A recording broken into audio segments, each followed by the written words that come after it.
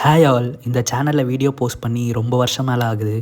ஆனால் இந்த சார்ட்டை பார்க்கும்போது எனக்கு இந்த வீடியோ போடணுன்ட்டு ரொம்ப நாளாக யோசிச்சுட்டு இருந்து இப்படியோ இந்த வீடியோவை ரெக்கார்டும் பண்ணி இப்போ போஸ்ட்டும் பண்ணிட்டேன்.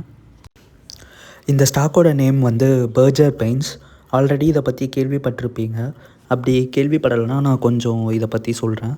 Like Asian paints, indigo paints, இந்த மாதிரி பெயிண்ட் ரிலேட்டடான கம்பெனிஸோட செக்டார் கீழே தான் இது வரும். அண்ட் பெயிண்ட் ரிலேட்டடாக பார்க்கும்போது பியர் கம்பேரிசன் வச்சு பார்க்கும்போது இது வந்து second in the market cap. First வந்து ஏஷியன் பெயிண்ட். பர்ஜர் பெயிண்ட்டோட மார்க்கெட் கேப் வந்து 54,654 crores. இப்போது டெக்னிக்கலாக இந்த ஸ்டாக் வந்து எங்கெங்கெல்லாம் சப்போர்ட் எடுத்திருக்கு, எங்கெங்கெல்லாம் ரெசிஸ்டன்ஸ் எடுத்திருக்கு அப்படின்ற டீட்டெயில்ஸ் வந்து ஜீரோதாவோட டெஸ்க்டாப் வியூவில் இருந்து நம்ம ட்ரா பண்ணி பார்த்துடலாம். சப்போர்ட்டுக்கு வந்து ஒரு ஹரிசாண்டல் லைன் போட்டு 3 சப்போர்ட்டை ஃபைண்ட் அவுட் பண்ணியிருக்கோம். அதே மாதிரி இப்போது ரெசிஸ்டன்ஸ்க்கு வந்து லைனை ஸ்ட்ரெயிட் லைன் மாதிரி ஒன்று எடுத்து ரெசிஸ்டன்ஸை மார்க் பண்ணிடலாம்.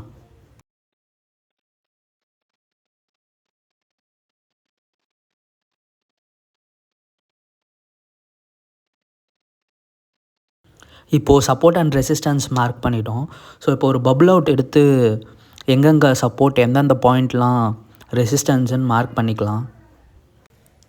ஸோ இந்த இடத்துல வந்து ஹியூஜ் செல்லிங் நடந்திருக்கு. ஸோ இங்கே ஒரு பபுள் அவுட் போட்டுப்போம்.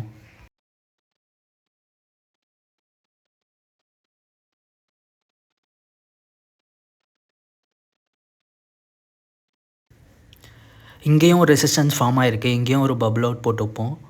அதே மாதிரி தேர்ட் ரெசிஸ்டன்ஸ்லேயும் இன்னொரு பபுள் அவுட் இப்போ மார்க் பண்ணிப்போம்.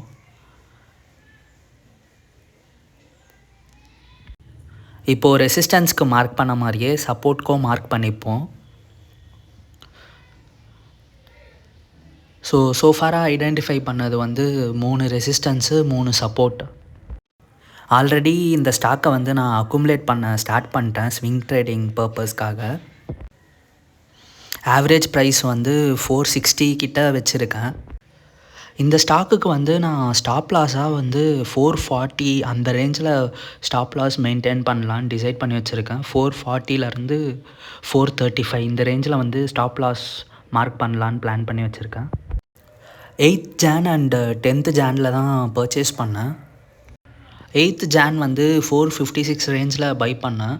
அதுக்கப்புறம் கொஞ்சம் மார்க்கெட்லாம் அடி வாங்குச்சு. ஸோ ஸ்டாப் லாஸ் ஹிட் ஆகும்னு பார்த்தேன். ஆனால் நல்ல வேலை ஸ்டாப் லாஸ் ஹிட் ஆகலை.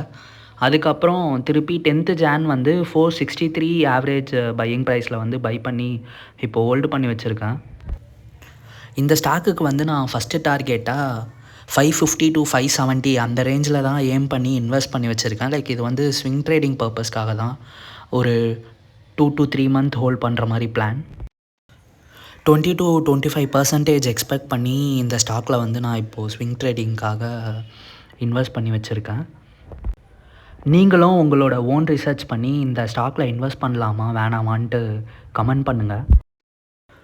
ஃபண்டமெண்டலாக பார்த்தோன்னா கம்பெனியும் அவங்களோட டெப்ட்டை வந்து ரெடியூஸ் பண்ணிருக்காங்க. அப்புறம் ஹெல்த்தி டிவிடெண்ட் மெயின்டைன் பண்ணிருக்காங்க.